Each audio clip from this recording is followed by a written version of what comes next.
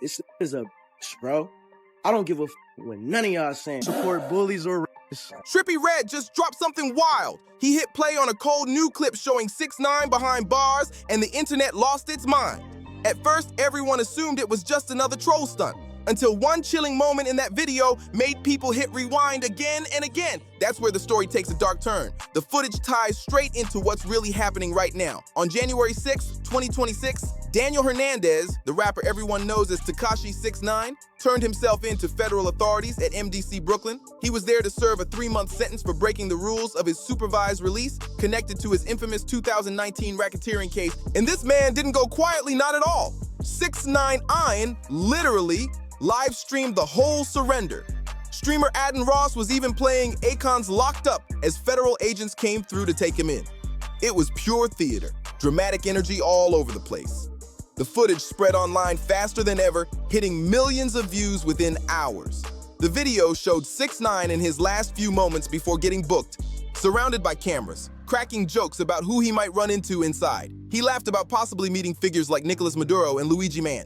All for the views. It felt like pure clout chasing on the way to the cell, but underneath it all, the situation was heavy. See, this wasn't his first time walking into MDC Brooklyn. 6ix9ine had already been there back during his 2018 to 2019 federal case, but this time hit differently. Right? When I meet Trippie Redd, right, I take a flight to do an Adam 22 interview, right? I met him in New York. I told him I needed an interview. He probably like, yo, who's this underground rapper trying to get an interview with me, right? Yeah, he did your first interview, right? That didn't answer my call, but thank God he didn't answer my call, right? It wasn't about new charges, it was about him slipping up again. Judge Paul Engelmeyer even said in court that 6ix9ine kept blowing his chances despite being given plenty of leniency. All his slip-ups were well documented. Back in October 2024, he got detained in New York for breaking probation, testing positive for banned substances, and traveling to Las Vegas and the Dominican Republic without permission. He didn't even tell his probation officer about getting detained overseas. That got him held for 2 straight weeks. Then in November 2024, he received a 45-day sentence for those same violations. But he didn't stop there. In December 2025, the court hit him again, this time with a 90-day sentence for more failed drug tests, skipping out on reporting his arrest in the Dominican Republic and not finishing his required community service. He just couldn't stay out of trouble. The footage of his January 2026 surrender has now been viewed millions of times. It captures the fall of someone who once ruled the charts, now walking right back into federal custody. For fans who followed 6ix9ine's chaotic journey from the beginning, that image hits hard.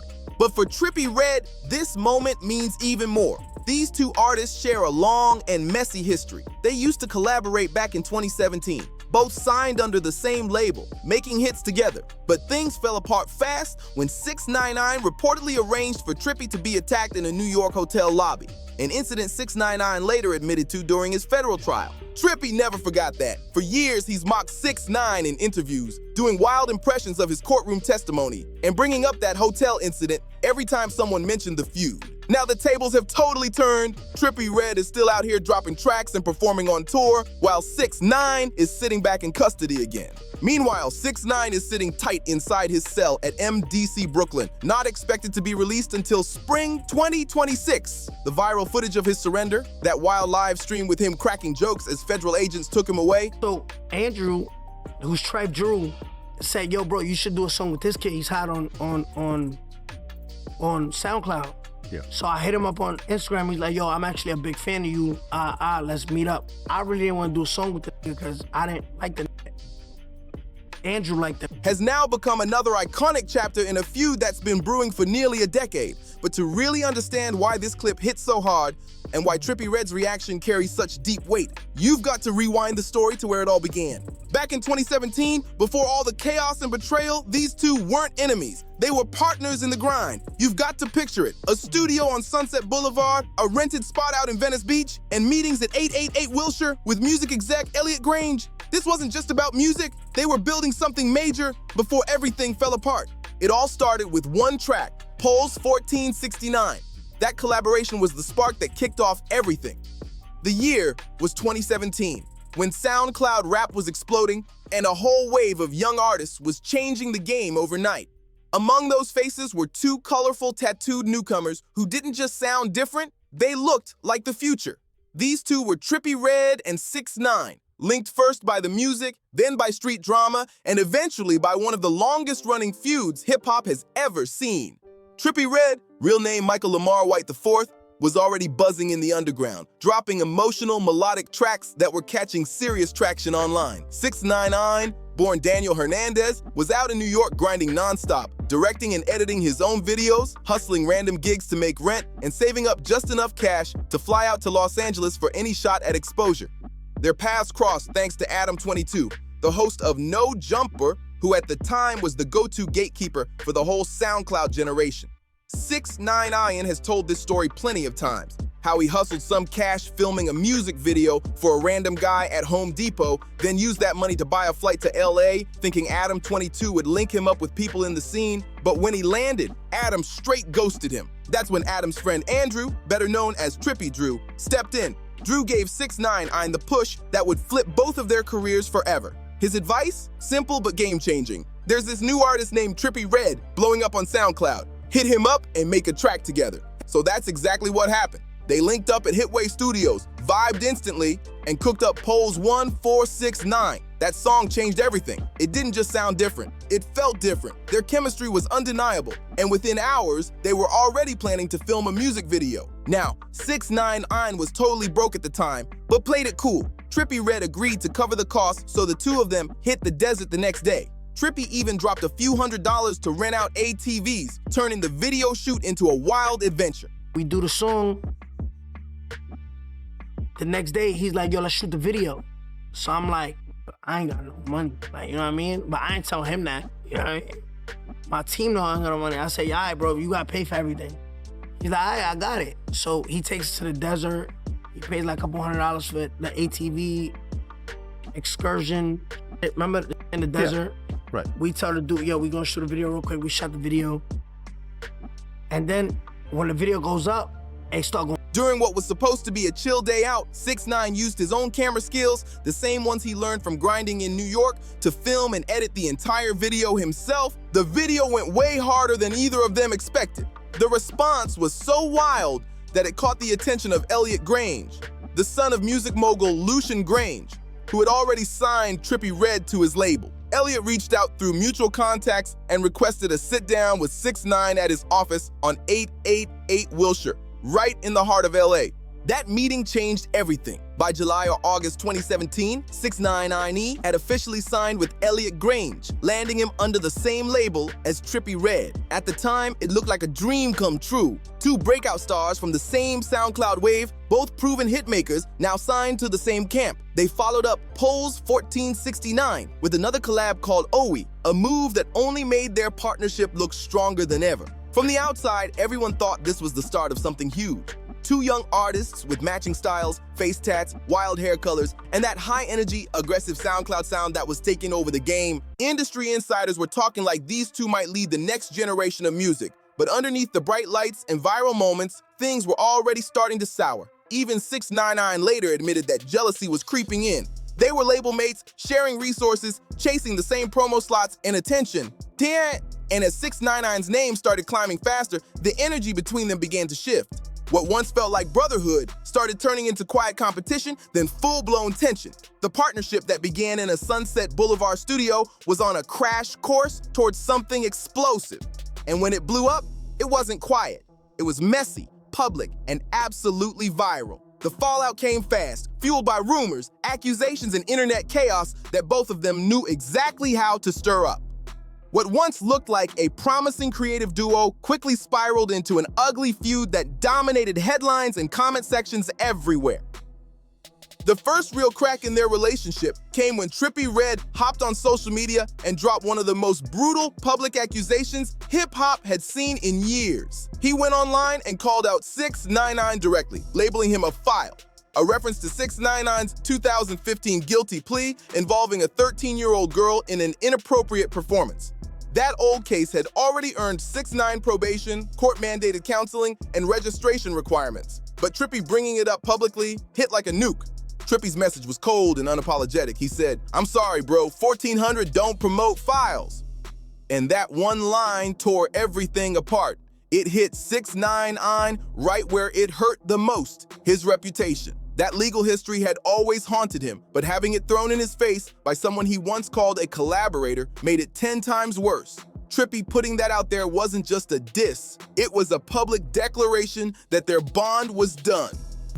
Bro, you just keep doing it, bro. I don't know why you hate on me so much, bro. You lit, bro. You know what I mean? Your music is lit, bro.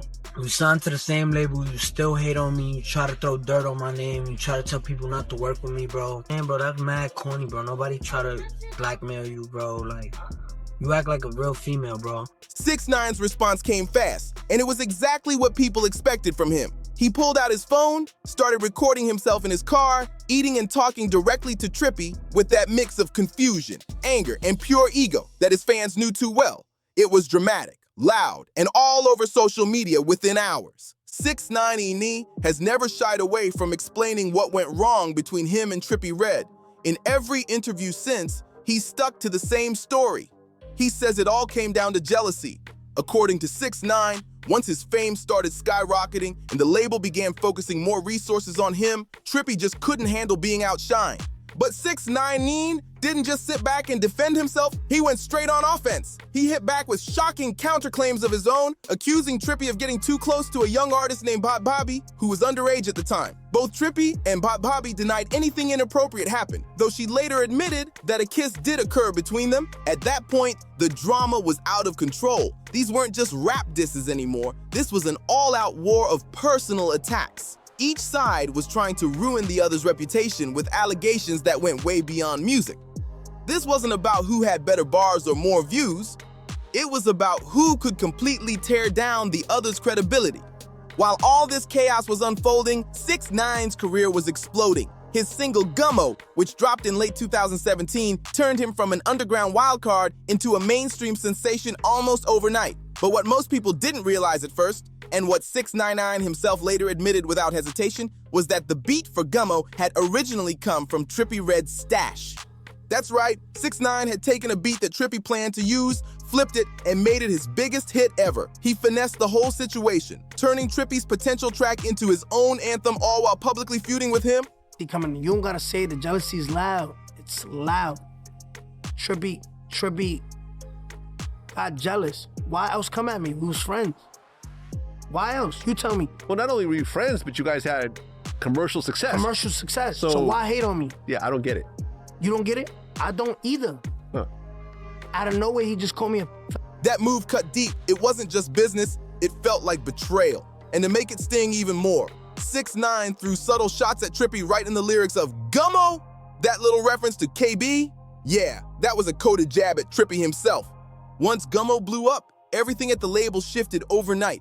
The power balance completely flipped. Trippie had once been the label's top priority, the star they were pushing hardest. But after Gummo, 6ix9ine became the main focus. He was the one getting the promo budgets, the attention, the meetings, the spotlight. It was a total reversal of fortunes. For 6ix9ine, it was vindication, proof that he had arrived. But for Trippie, it was a tough pill to swallow. He went from being the label's rising star to watching his rival, the same guy he'd once made music with, take his place at the top. The tension that 6ix9ine claimed started the feud in the first place now had a fresh reason to burn even hotter.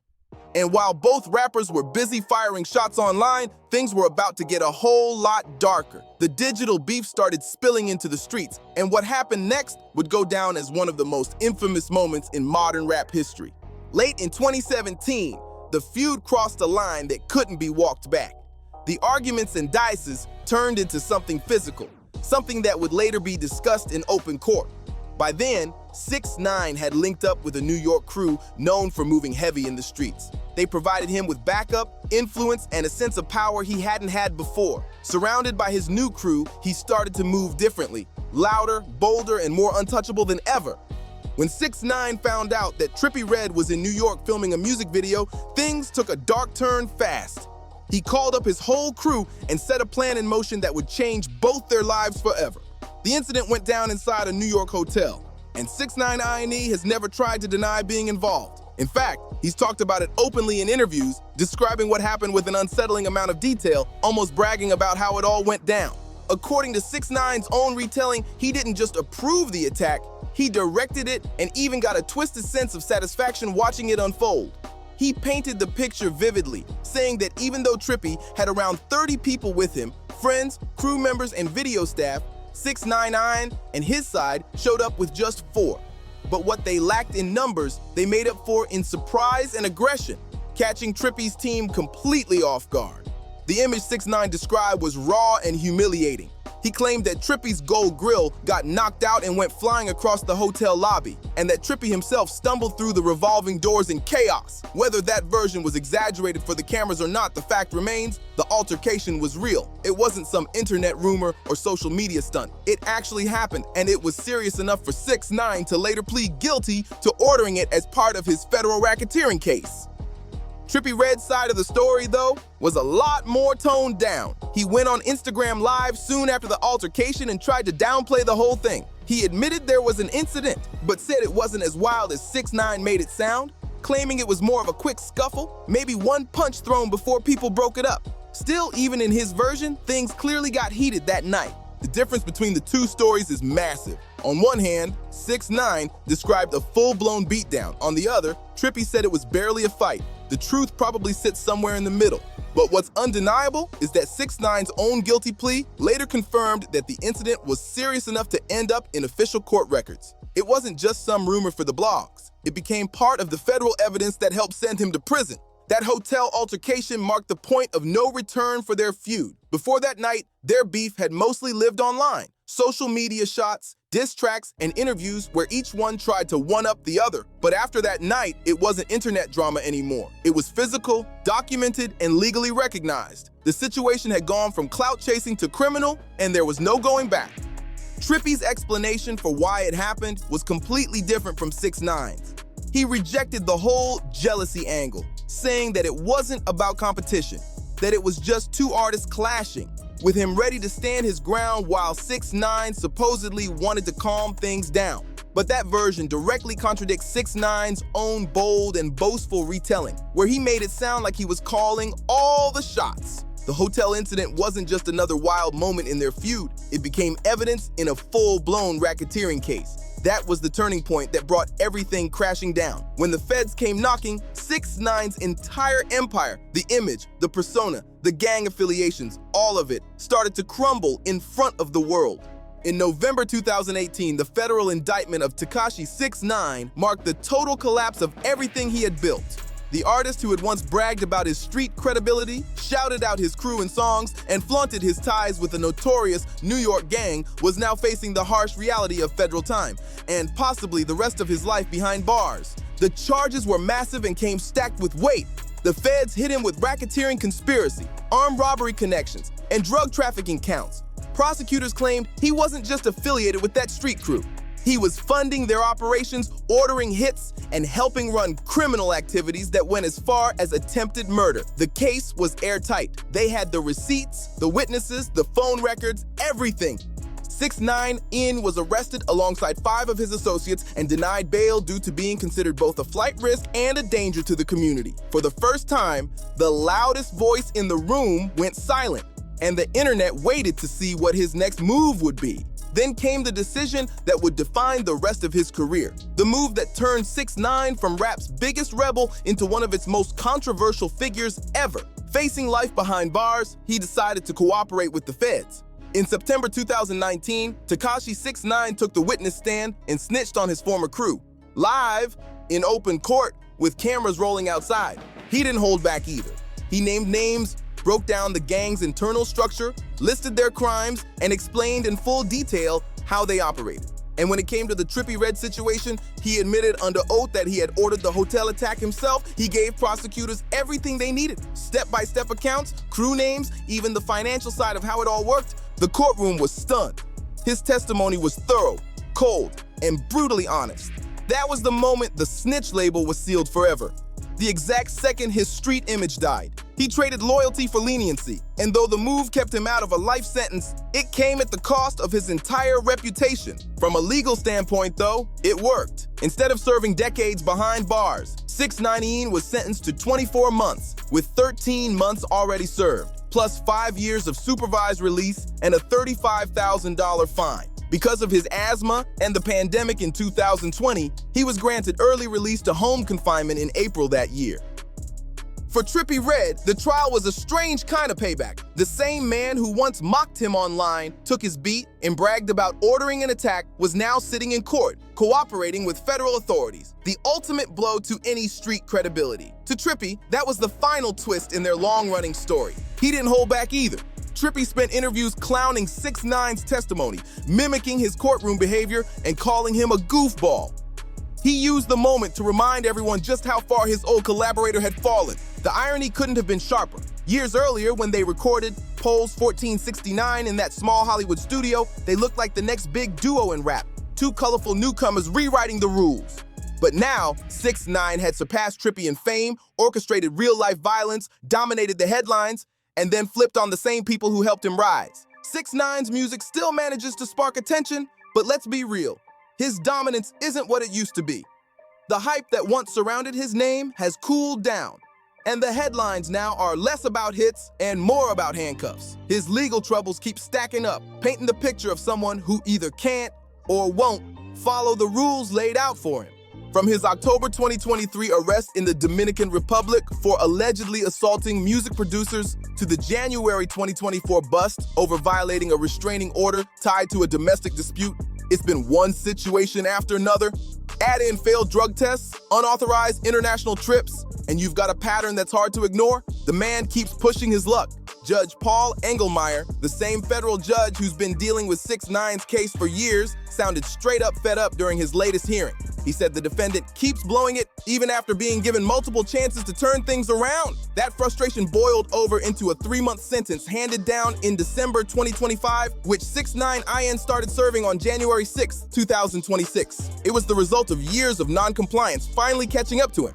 A crash that everyone saw coming. And yet, even in that moment, 6ix9ine couldn't resist putting on a show. The footage of his surrender went viral instantly. He was live streaming with Aiden Ross while Akon's Locked Up played in the background, turning his own incarceration into content. Cameras rolled as federal agents processed him, and 6ix9ine stayed in full performance mode, cracking jokes, keeping up the same wild energy that's followed him from day one. It was pure spectacle, a man treating his trip back to custody like another episode in his ongoing internet saga. For Trippie Redd, watching all this must hit differently. The same guy who once ordered an attack on him, mocked him online, and later flipped in court is once again sitting behind bars, this time for breaking the very cooperation agreement that saved him before. The whole situation feels like a full circle moment. The rivalry that started in a Hollywood studio spiraled into a hotel altercation and peaked in a federal courtroom has now reached yet another chapter.